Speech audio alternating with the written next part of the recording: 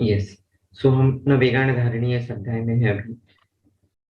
हमें कभी भी अधिकरण भूलना नहीं है, हम स्वस्थ चतुष्क में है, स्वस्थ पुरुष से रिलेटेड अभी हम देख रहे हैं। हमारा फ्रेम ऑफ माइंड जो है वो उससे रिलेटेड हम कंसेप्ट देख रहे हैं।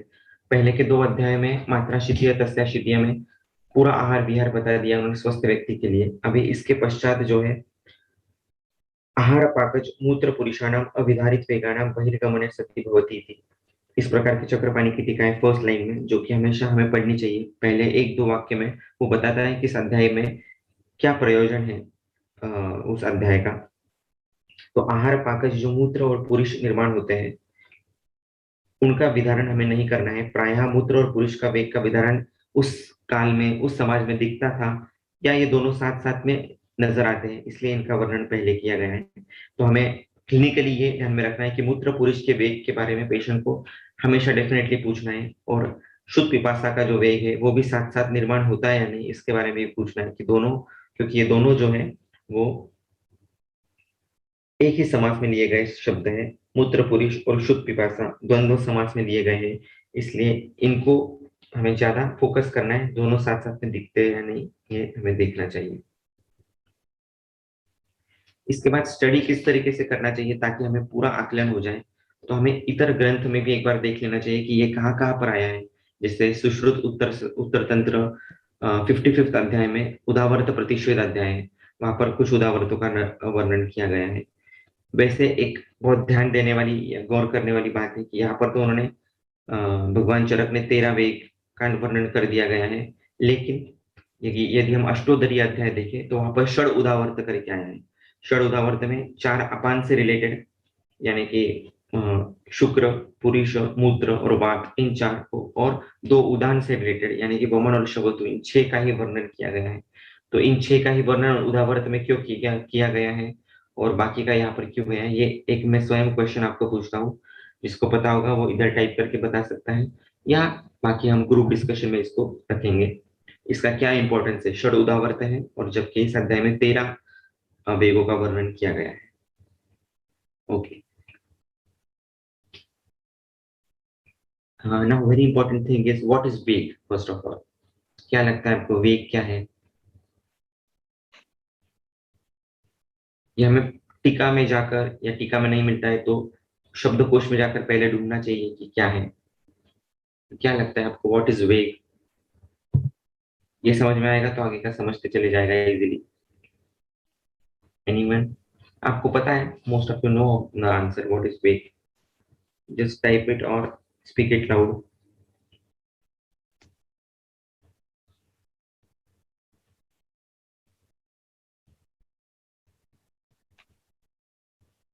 यस, सुजाता मैम ने बताया सही। प्रवृत्ति उन्मुखत्व वेगः, इसी इसमें है चक्रपाणी का थर्ड लाइन में। वेगः प्रवृत्ति उन्मुखत्व मूत्र पुरुषादीना।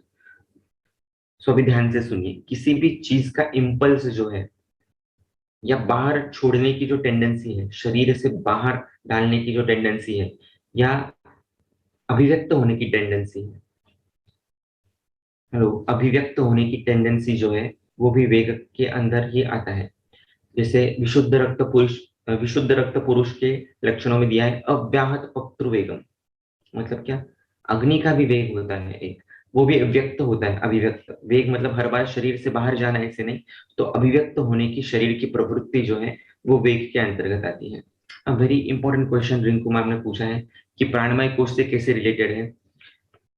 वेरी इंपॉर्टेंट, जो भी प्रवृत्ति है, जो भी इच्छाएं व्यक्त होती है शरीर की, वो अंदर से बाहर होती है। मैं हमेशा बोलता हूँ अंदर से बाहर है। कंट्रोल जो है वो अंदर से बाहर है। आनंदमय कोष जो है वो विज्ञानमय कोष को कंट्रोल करता है और बाकी तीनों कोषों को। विज्ञानमय कोष जो है वो मनोमय कोष, प्राणमय कोष और अन्नमय कोष को कंट्रोल करता है।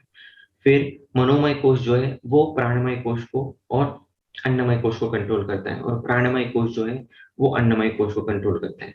अभी देखा जाए तो जाहिर सी बात है कि प्राणमय कोष का के अंतर्गत आने वाली बात है वेग। सो प्राणमय कोष से अन्नमय कोष का नियंत्रण होगा। फिजिकली जब आप कोई वेग में प्रवृत्त होगे तो उसका कंट्रोल जो है वो प्राणमय कोष का है। प्राणमय कोष के ऊपर किसका कंट्रोल है?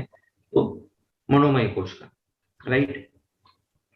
मतलब मन निर्णय देगा, उसके बाद फिर वेग का प्रवृत्ति होगी। और मनोमय कोश के ऊपर किसका नियंत्रण है? तो बुद्धि का, विज्ञानमय कोश का। समम बुद्धि ही पश्यति, या निश्चयात्मिका बुद्धि। जब आपको समझ में आ जाए अंदर से कि नहीं, ये अभी सही समय है, मुझे इसको अभिव्यक्त करना है, या इस वेग को इस वेग की रक्षा करनी है, इस वेग को आने देना है, ये बुद्धि निर्णय लेती है। फिर वो कैरी फॉरवर्ड करती है मशाल अ, मन को, और मन प्राण को, और प्राण से फिर स्थूल शरीर उसको अभिव्यक्त कराता है। और इसके भी ऊपर है आनंदमय कोश। तो आनंदमय कोश को पता है कि आपको एग्जैक्टली कौन से भाव पदार्थ को शरीर के बाहर डालना है, या कौन से भाव पदार्थ को अभिव्यक्त कराना है। तो यदि आपका आनंदमय कोश सही है, सही ढंग से काम कर रहा है, तो बिल्कुल ऊपर से नीचे तक सही तरीके से इंफॉर्मेशन जाएगी। जैसा प्राइम मिनिस्टर चाहते हैं वैसा ही चीफ मिनिस्टर करेंगे, वैसा ही जैसा चीफ मिनिस्टर चाहते हैं वैसे ही कॉर्पोरेशन वाले करेंगे। इस प्रकार का सही से इंस्ट्रक्शन ऊपर से नीचे जाएगा। अगर कहीं पर भी अवरोध है इन 5 कोशों में, तो वेग की प्रवृत्ति सही से नहीं होगी, आपको गलत इंडिकेशंस दिए जाएंगे। जब वेग आना चाहिए तब नहीं आएगा, जब नहीं आना चाहिए तब आएगा। इस प्रकार से होता चले जाएगा। यहाँ तक समझ में आया? पूरा नहीं भी समझ में आया तो भी मोटे मोटे तौर पर समझ में आया है।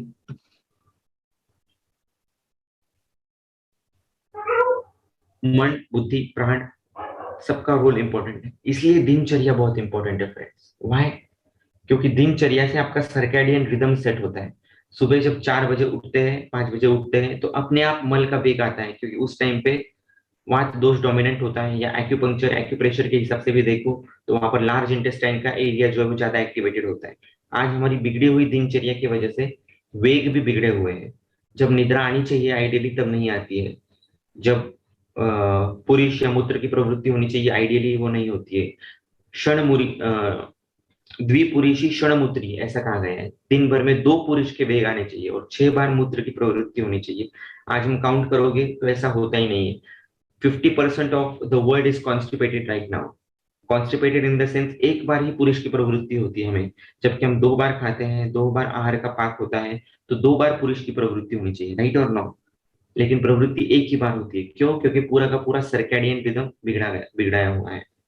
That is one more important reason about it. Again वेग का फैक्टर वेरी इंपॉर्टेंट है कि वेग संधारणम अनारोग्य कराना। वेग का संधारण या अनारोग्य करने में सबसे बड़ी हेल्थ डिस्टर्ब करने वाला सबसे इंपॉर्टेंट फैक्टर है। इसलिए वेग के एंगल से पेशेंट को हमेशा देखना बहुत ज्यादा जरूरी है। और दूसरी तरफ कहा है कि काल भोजनम आरोग्य कराना। Hello, very important. काल भोजनम आरोग्य कराना है, और उसके अपोजिट जो है वेग संधारणम अनारोग्य कराना है। कालो ही नाम भगवान है, और इधर वेग संधारणम अनारोग्य कराना है। इसका मतलब क्या है कि वेग का और काल का बहुत इंपॉर्टेंट रिलेशन है। इसका सीधा सा अर्थ है, जो व्यक्ति काल की रक्षा करता है या काल के मुताबिक चलता है, तो फिर वो सुबह उठने से लेकर रात में सोने तक हो, या आगे जाकर इन्होंने मनोवाक काय कर्मणाम दोषानाम बताया गया है, कौन सी चीज कहाँ पर बोलनी चाहिए या कैसे नहीं बोलनी चाहिए, कब बोलना चाहिए, इन सभी रिलेशन का, इन सभी चीजों का काल से भी संबंध है। तो काल को रिस्पेक्ट करना ये वेग की रिस्पेक्ट है, राइट? और वेगों की रिस्पेक्ट करना ये काल की रिस्पेक्ट है। Both of the thing go hand in hand. Is it clear? Keep on typing, keep on asking.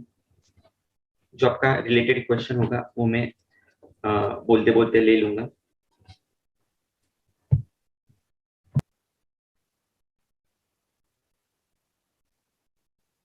आप में से बहुत लोग, हर किसी ने प्रैक्टिस ही करनी चाहिए। ये बहुत एक कूप मंडूक वृत्ति आयुर्वेद क्षेत्र में आई हुई है। दो ही चीजें, ऑन पेपर आप कुछ कर लीजिए या तो सिर्फ प्रैक्टिस कर लीजिए।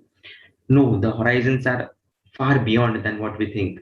बहुत कुछ चीजें हम कर सकते हैं आयुर्वेद में। रिसर्च कर सकते हैं, बहुत सारे अदर प्लेटफॉर्म्स हैं रिसर्च के लिए। इतना ज्यादा फंडिंग मिलता है आयुर्वेद के लिए भी, लेकिन बहुत सारे आयुर्वेद लोग सही से रिसर्च करना ही नहीं चाहते। That is apply circadian rhythm और वेग, ये एक बहुत बड़ा टॉपिक हो सकता है।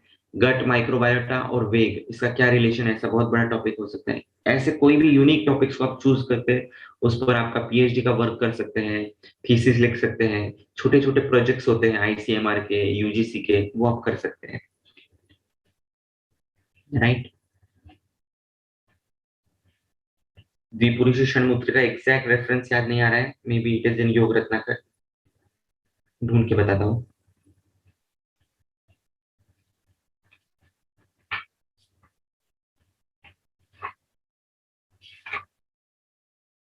ओके, सो ऐसे बहुत सारे वेगों का वर्णन है, सबको हम नहीं देख पाएंगे, आप एक बार पढ़िएगा, उससे रिलेटेड कुछ अलग होगा।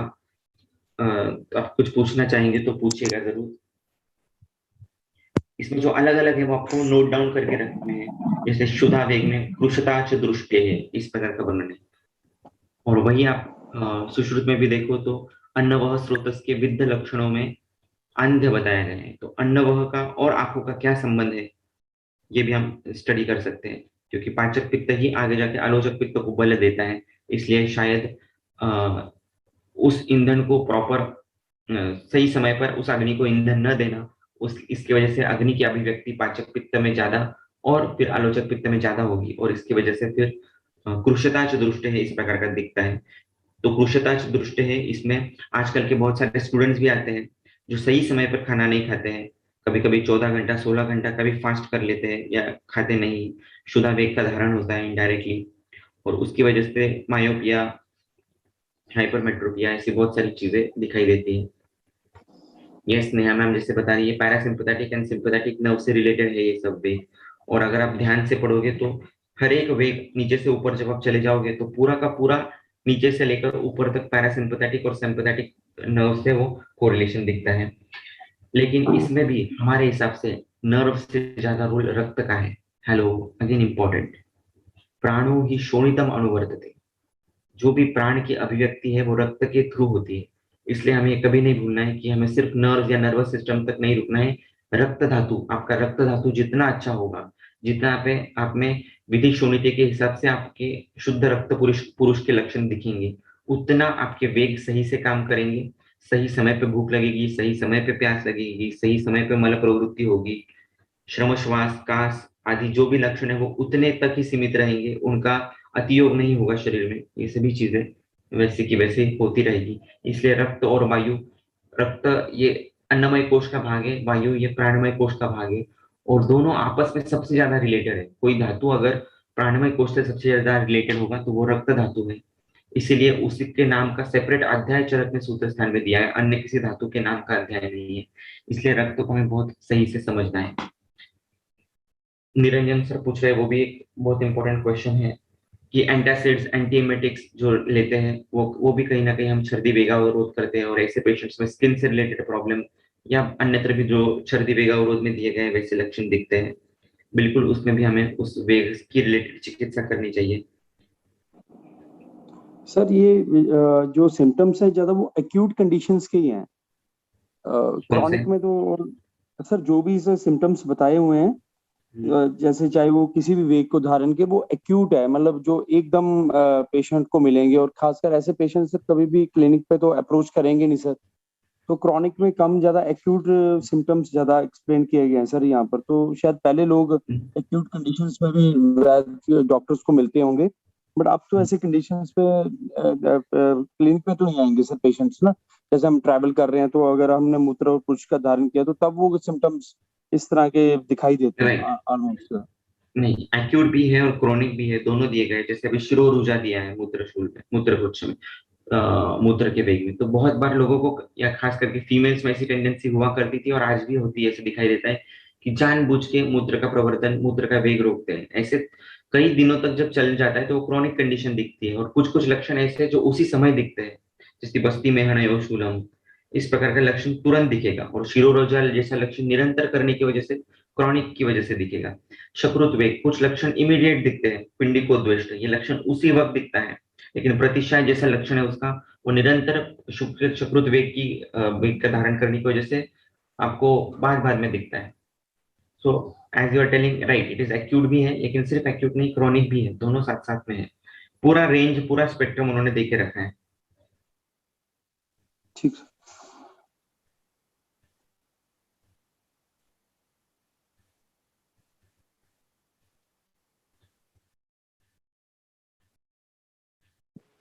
Hello. Yes, Sir, the symptoms in the spectrum of symptoms, we could see many places. Hridaya being mentioned as the symptom spectrum, like Hridivyada, Kantasya Shobha, Dhiryam Shramasya, Hridivyada, Hridayorasam, Hridgadam. Yes, 5 to 6 times it is there, right? Yeah. So what's your opinion on this relation with Vegadharanam and Hrudayam, or the Yes. understanding of Hrudayam in our Sharira? Yes. Again, it's very very important question. जैसे कि मैंने पहले ही बताया कि वेगों का, प्राण का और रक्त का बहुत इंपॉर्टेंट संबंध है, और रक्त का संबंध होने की वजह से हृदय की विकृतियां, हृदय से रिलेटेड बहुत सारी चीजें उसमें आ गई है। दूसरा, हमारे हिसाब से हृदय में षडंगम अंगम विज्ञानम इंद्रियाणि अर्थ पंचकम, बुद्धि, इंद्रिय, षडंग, ये सभी के सभी हृदय में स्थित है। तो जो प्रेरणा कर्मेंद्रियों को मिलती है वो बेसिक प्रेरणा स्टार्ट होती है हृदय से। हृदय से वो प्रेरणा स्टार्ट होकर फिर शिरसी इंद्रियाणी, ऐसा भी बताया गया है। इंद्रिय कहाँ पर स्थित है? तो हृदय में भी स्थित है और शिर में भी स्थित है। इसका क्या मतलब है कि बेसिकली इंद्रियों का काम जो है वो हृदय और शिर और फिर रक्त, ऐसे तीनों के ट्रायंगल से शरीर के ऊपर होते रहता है। इसलिए हृदय का रोल बहुत इंपॉर्टेंट है हमारे दृष्टि से। हृदय is not only heart, it is बुद्धि का स्थान। षडंग, षडंगम इंद्रियम, पूरा के पूरे षडंग मतलब हाथ पैर, उस सब का रिप्रेजेंटेशन हृदय में है। इसलिए हृदय को शुद्ध रखना, मन को रखना। हृदय की चिकित्सा यदि हम देखेंगे चरक सूत्र 29-30 में, तो उन्होंने वही बोला है कि ओजस्करम द्रव्यम, या हृदय के लिए जो अच्छा है, ऐसी सभी चीजें हम करते जाएंगे तो अपने आप हृदय अच्छा रहेगा, रक्त अच्छा रहेगा और परिणामतः प्राण अव्याहत गति से शरीर में भ्रमण करेगा। Very important point, very nice. Again अभी उपवास का कंसेप्ट और शुद्धावेग, इनके बारे में बताइए। सी, upvas means, upvas is more of a psychological thing. उपावृतस्य पापेभ्यः, पाप से निवृत्त होना ये उपवास है। यानी कि जो करना पड़े शरीर को वो लंघन है, और जो हो जाए वो उपवास। हेलो, जो शरीर को करना पड़े, बलपूर्वक लंघन करना पड़ता है, अन्न को छोड़ना पड़ता है, वो लंघन है। जो छूट जाए अपने आप, अगर आप किसी की मस्ती में, किसी की भक्ति में डूब जाते हो तो अपने आप कुछ चीजें छूट जाती है। जब किसी अच्छे व्यक्ति का आप सहवास करने लग जाते हो तो वो अपने आप छूट जाता है बाकी की चीजें, उसे उपवास कहते हैं। Langhan is more at a level of body. लंघन आपको करना पड़ता है। कभी कभी लंघन खुद होके बॉडी करती है। आम का निर्मित हो जाए तो कुछ खाने की इच्छा नहीं होती है, या ऐसा कुछ। So the question you are asking here is उपवास का कंसेप्ट एंड शुद्धावेग, इनके बारे में क्या ओपिनियन है। तो लंघन के लक्षण उन्होंने दिए हैं। सम्यक लंघन के लक्षण क्या है? जब तक सम्यक लंघन के लक्षण दिखते हैं तब तक आप यदि करते हो तो वो उपवास या लंघन कहलाएगा, और यदि उसके बाद में आप करते हो तो वो अनशन की श्रेणी में चला जाएगा या वो शुद्धा वेग की श्रेणी में चला जाएगा। तो हमें शुद्धा को वेग नहीं बनने देना है। उन्होंने लक्षण में भी क्लियर कट दिखा है कि किंचित शुद्धा की निर्मित हो जाए, ऐसा ही शब्द आया हुआ है। किंचित शुद्धा की निर्मित हो जाए तब आपको भोजन करना है, यानी कि तब तक आपको लंघन स्टॉप कर देना है। जब शुद्धा की प्रवृत्ति हो जाए तब आपको बुभुक्षित काले, या तो फिर शुद्धोपगमन है, इस प्रकार का वर्ण है शुद्ध उपगमन। जब शुद्धा प्रवृत्त हो जाए, अभिव्यक्त हो जाए, तब आपको खाना खा लेना है, और उसके बाद उसको शुद्धा का वेग नहीं होने देना है। इसके बाद कुछ मानसिक वेग आए। यस, बताइए। जो अपतर्पणीय रोग जो भी होते हैं, उसमें भी पेशेंट के लिए लंघन हितकर होता है, लेकिन जैसे डेली रूटीन होता है सबका, तो यथोचित काल्पनिक शुद्धा की प्रवृत्ति तो होती ही है। तो अपतर्पण करने के लिए पेशेंट के भले के लिए एक शुद्ध वेग निग्रह कराना ही चाहिए क्या? क्योंकि उसको वेग तो आ रहा है। लंघन बुरोनी अध्याय में शुद्ध पिपासा ये बोला गया है कि शुद्ध वेग, मध्यम बल के व्याधि होंगे तो उसके लिए आपको शुद्धा पिपासा, ये इसकी चिकित्सा देनी है। तो अगेन उसका असेसमेंट क्राइटेरिया वही है कि उसको कब तक देना है, जब तक वो अच्छा फील करता है उसका, तब तक। अगर वो वेग के लक्षण उसमें दिखना शुरू हो जाए, अंग भंग, अरुचि, ग्लानि, कार्श, शूल, भ्रम, ये सब लक्षण जो है ये शुद्धा वेग के लक्षण है। वो यानी कि वेग आ रहा है उसका, आप कहीं ना कहीं उसको रोक रहे हैं, तो वैसे नहीं होने देना है। इन लक्षणों के ऊपर वॉच रखना है। ये लक्षण दिखने लग जाए तो समझना आप उसका वेग क्रिएट कर रहे हो, शुद्धा वेग का आप धारण कर रहे हो, तो वो नहीं होने देना है हमें, है ना? ठीक है सर। फिर स्वस्थ व्यक्ति के लिए तो शुद्धा वेग निग्रह नहीं ही करना चाहिए, किसी भी धार्मिक, किसी भी वेग का निग्रह कोई भी करना वजह ही से। नहीं चाहिए। हाँ, किसी भी वेग का निग्रह नहीं करना चाहिए। सिर्फ उसके लक्षण कार्डिनल साइंस के ऊपर आप ध्यान में हमें रखना है। लंघन कब तक करना है, तो लंघन के जो लंघन गृहणी अध्याय में लंघन के जो सम्यक लक्षण दिए गए तब तक करना है। फिर अतिलंघन के लक्षण दिए गए जो क्षुधा वेग से मैच करते हैं, वो दिखना शुरू हो जाए तो उसको स्टॉप कर देना है। Okay sir. अभी वेरी इंपॉर्टेंट 27th अगर श्लोक देखेंगे हम, तो उसमें कुछ बहुत अच्छी बातें बताई है।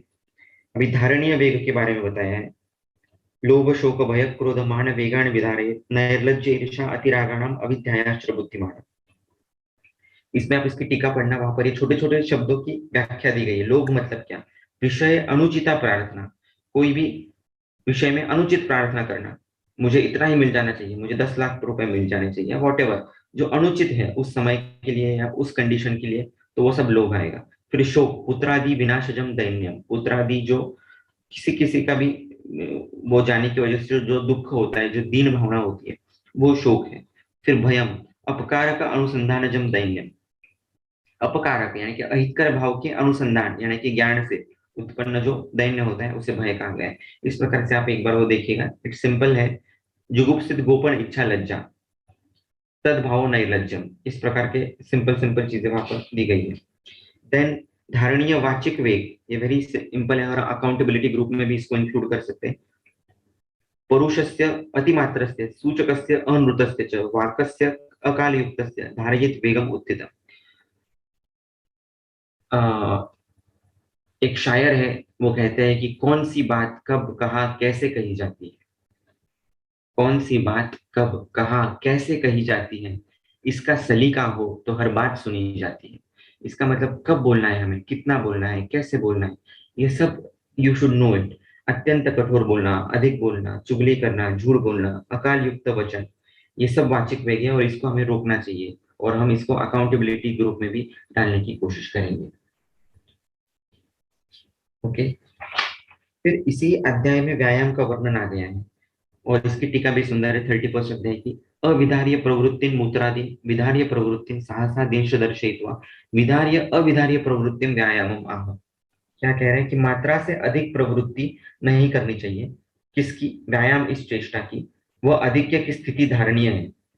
बहुत अभी हाल ही में एक पेशेंट, एक वाक्य आपने सुना होगा कि एक लड़की को 35 इयर्स का था, उसको हार्ट अटैक आ गया। कहाँ पर, तो जिम करते करते।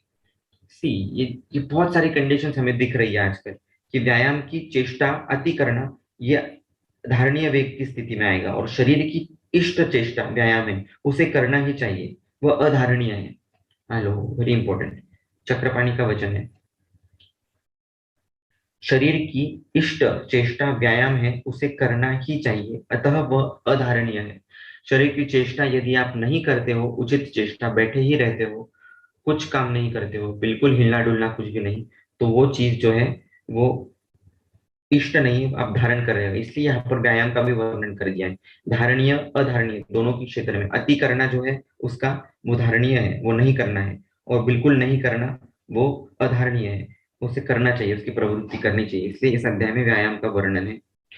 और एक सुंदर वाक्य यहाँ पर है, कभी आपने पढ़ा होगा या नहीं पता नहीं। देह ग्रहणात मनोव्यायामम चिंतन अधिक करोति। मनोव्यायाम नाम की भी कोई चीज होती है, चिंतन करना। बहुत सारे लोग मनोव्यायाम करते ही नहीं है, बिल्कुल इग्नोरेंस, खुद सोचते ही नहीं, बुद्धि का यूज करते ही नहीं है। इसलिए मनोव्यायाम भी हमें करते रहना चाहिए। सूडोकू कर लिया, आज कोई नई चीज कर ली, आज कोई नया ट्राई कर लिया, इस प्रकार का कुछ नया हर एक दिन, वही रूटीन, वही बोरिंग चीज नहीं करनी है। मनो को भी उसका व्यायाम करने देना है। हमें ऑटो पायलट पे शरीर को नहीं चलाना है, उसको बिल्कुल बुद्धिपूर्वक नई नई चीजों को, नई नई टेक्निक्स के साथ हर एक चीज को करते चले जाना है। That important thing they have given. व्यायाम के लक्षण देखिए क्या क्या सुंदर दिए हैं। कर्म सामर्थ्यम स्थैर्यम दुख सहिष्णुता, आपका दुख मिटाने वाला व्यायाम। इसलिए आज से हम प्रण करते हैं कि हम सूर्य नमस्कार डेली करेंगे। Please type SN in the chat box. भले ही एक करेंगे लेकिन करेंगे जरूर सूर्य नमस्कार। द ग्रेटेस्ट व्यायाम इन द वर्ल्ड। अगर आप देखो तो around 6 lakh hormones are then in the body. Hello, कितने हॉर्मोन्स बॉडी में, 6 लाख हॉर्मोन्स। उसमें से करीब 30 और 40 हॉर्मोन्स हम जानते हैं, साइंटिस्ट जानते हैं, और उसमें से 12 हॉर्मोन्स हमें अच्छी तरीके से पता है, पूरा thyroid hormone, pituitary hormone, everything. उसमें से सिर्फ 4 हार्मोन्स की चिकित्सा आज हमारे पास है ठीक से। मतलब सोचो 6 लाख हार्मोन्स बॉडी में है, उसमें से सिर्फ हम 4 जानते हैं, बाकी के बारे में तो हम जानते भी नहीं। और सूर्य नमस्कार एक ऐसा व्यायाम है जो इन 6 लाख के लाख हार्मोन्स को नियंत्रित करता है। तो सोचो सूर्य नमस्कार जैसा व्यायाम यदि आपको सिद्ध हो जाए तो क्या होगा, कितने लेवल की एनर्जी रहेगी, कितने लेवल का हैप्पीनेस रहेगा, इट इज बियॉन्ड वर्ड्स। तो at least don't do many things at a time. एक सूर्य नमस्कार से स्टार्ट करो अगर आप बिल्कुल भी नहीं कर रहे हो तो, और धीरे धीरे धीरे बढ़ाते हुए 1 महीना 2 महीना में जितना आपका एज है उतने सूर्य नमस्कार आप डाल सकते हो। मान लीजिए अब मेरा एज 34 है, तो मैं एक से स्टार्ट करूंगा आज, और धीरे धीरे धीरे धीरे, क्योंकि शनि शनि व्यायाम करना चाहिए। अराउंड 45 डेज में मैं पूरा का पूरा व्यायाम सिद्ध कर लूंगा सूर्य नमस्कार को, और देन फिर मुझे वो कांस्टेंट मात्रा रखनी है। बहुत बार ऐसा भी होगा कि हमें सुबह टाइम नहीं मिलता है, तो सुबह 2-3 सूर्य नमस्कार कर लिए, शाम को 2-3 सूर्य नमस्कार कर लिए खाली पेट, ऐसा भी हम कर सकते हैं। ओके, तो ये चरक पढ़ते पढ़ते ना उसे अप्लाई करने का जो मजा है वो अलग है, वो वैसा हमें करना है, हमें सिर्फ पंडित नहीं बनना है। अति मात्रा में वर्ज्य बता दिया है कि व्यायाम को अति मात्रा में नहीं करना है। व्यायाम, हास्य, भाष्य, अध्व, ग्राम्य धर्म पर जागरण, अति व्यायाम, अति हास्य, अधिक भाषण, जितना हो सके कम बोलिए, सॉफ्ट बोलिए। पिच जो है बीच में, जैसे मैं बोल रहा हूँ तो बीच बीच में मेरा पिच बढ़ जाता है, मैं ट्राई करता हूँ कि पिच स्लो हो जाए। जितना आप कम फ्रीक्वेंसी पे कम वॉल्यूम पे बोलोगे उतना सामने वाला ज्यादा सुनता है। जितना आप हैमर करने की कोशिश करते हो जोर जोर में, उतना सामने वाली व्यक्ति नहीं सुनती है। अध्वगमन, पैदल चलना, 3-3, 4-4 किलोमीटर, 5 किलोमीटर, 10-10 किलोमीटर तो लोग चलते हैं। उन्हें हम ये रोकने के लिए बोलना है कि इतना नहीं चलना है। खास करके जो बुजुर्ग लोग हैं, वो कुछ काम नहीं रहता है तो चलते ही रहते हैं, और उसकी वजह से उनको जानू संधिशूल और ज्यादा दिखता है। तो उनको ये बताना है कि नहीं, आपका एज इतने व्यायाम का नहीं है, आप सूक्ष्म व्यायाम, ये सूर्य नमस्कार ज्यादा कीजिए। चलना है तो आधा 1 किलोमीटर बस, इतना ही चलिए, उससे ज्यादा मत चलिए। ग्राम्य धर्म, इसकी भी हिस्ट्री लेना है। मैथुन का अतियोग बहुत पेशेंट में दिखता है, और आप as a doctor directly frankly उसको क्वेश्चन पूछना चाहिए कि आपका मैथुन का सेवन कितना है, कितनी बार करते हैं, उससे रिलेटेड कुछ कंप्लेंट्स है क्या, एंड सो ऑन। जागरण हम सभी का हो रहा है, उसको भी हमें धीरे धीरे कम करना है।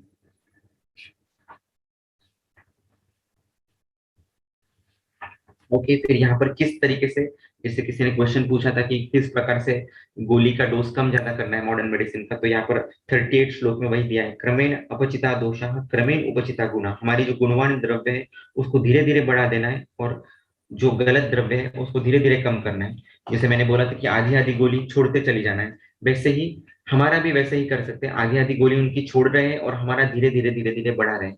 इस प्रकार से भी वो क्रम आप ला सकते हैं, या उनका आधा आधा कर दिया और हमारा मीडियम डोज में पहले चालू किया और फिर हमारा फुल डोज में चालू किया। मान लीजिए पेशेंट है डायबिटीज का, और उसमें हम आयस्कृति नाम का जो लिक्विड है वो स्टार्ट करना चाह रहे हैं, तो धीरे धीरे उसका मेटफॉर्मिन आधा कर दिया 7 दिन में, और हम आयस्कृति को जो है 10-10 ml ही दे रहे हैं 7 दिन तक, और उसके बाद में उसका डोज डबल कर दिया हमारा और उनका छोड़ दिया। इस प्रकार से भी कर सकते हैं।